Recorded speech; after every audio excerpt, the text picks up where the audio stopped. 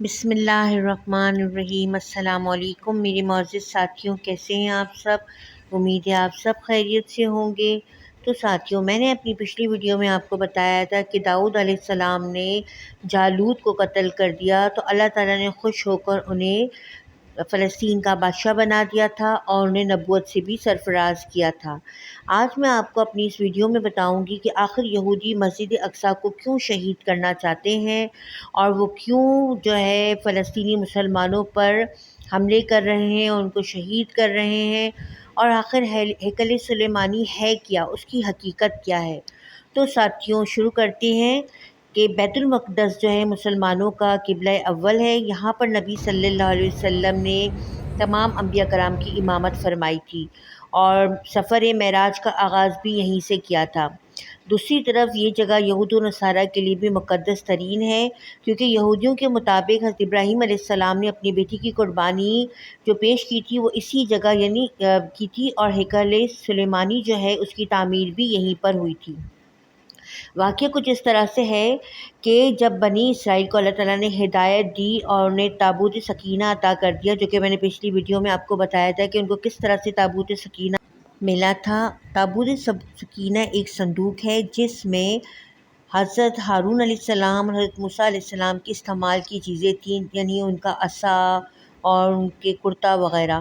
تو اس صندوق کو یہ لوگ بہت متبرک مانتے تھے، اور جس جگہ بھی کسی سے مقابلہ ہوتا تھا یہ صندوق یہ اپنے ساتھ رکھتے تھے۔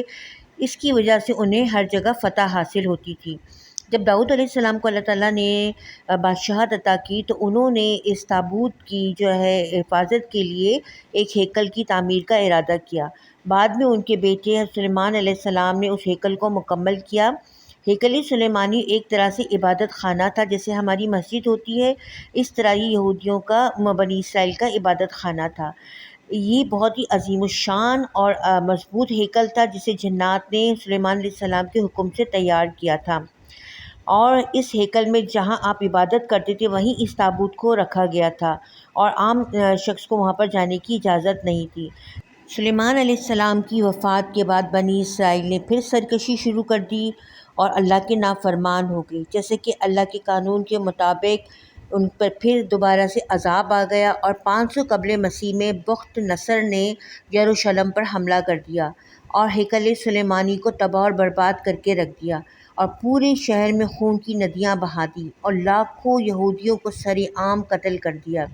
آخر اس قوم نے توبہ کا راستہ اختیار کیا، اللہ سے مدد طلب کی، اللہ کی مدد آئی، اور کچھ عرصے کے بعد سائرس کی حکومت آ گئی تو اس نے یہودیوں کو بابل کی غلامی سے آزاد کروایا اور ہیکل کی دوبارہ سے تعمیر کرنے کی اجازت بھی دے دی۔ اس ہنگامہ آرائی میں وہ مقدس صندوق وہ کہیں گم ہو گیا۔ کہتے ہیں بخت نصر نے اسے کہیں دفن کرا دیا۔ ہیکل کی تعمیر دوبارہ مکمل ہوئی اور یہودی دوبارہ آباد ہو گئے۔ اس کے بعد ان کی سرکشی دوبارہ شروع ہو گئی اور نافرمانی پر دوبارہ اتر آئے۔ جب اللہ تعالیٰ نے عیسیٰ علیہ السلام کو نبی بنا کر بھیجا اور انہوں نے ان کو حق کی دعوت دی تو انہوں نے انہیں سولی پر چڑھانے کی کوشش کی۔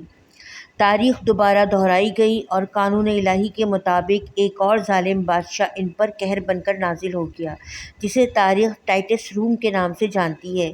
یہ جرنیل تھا وہ بخت نصر سے بھی زیادہ ظالم تھا۔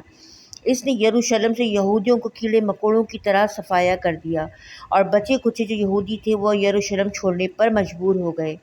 جب عربوں میں اسلام آیا اور نبی صلی اللہ علیہ وسلم کی برکت سے اسلام یروشلم تک پہنچا تو حضرت عمر نے اپنے دور خلافت میں اس جگہ مسجد اقصیٰ کی تعمیر کروائی۔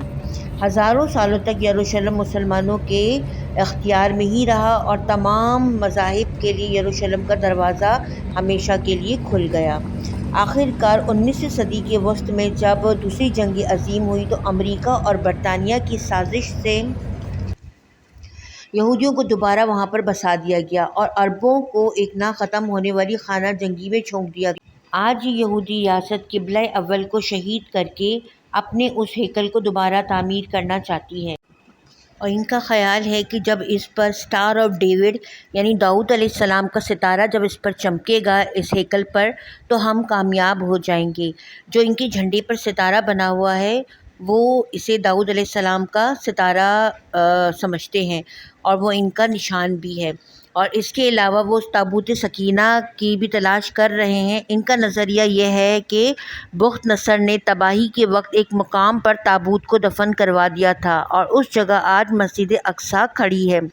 1967 کی جنگ کے بعد صہیونی قوتوں نے قبلہ اول کے چاروں طرف سرنگیں کھودنا شروع کر دیں، جس سے مسجد اقصیٰ کو بہت زیادہ نقصان پہنچا۔ یہ سرنگیں مسجد کے اندرونی حصے تک پہنچ چکی ہیں۔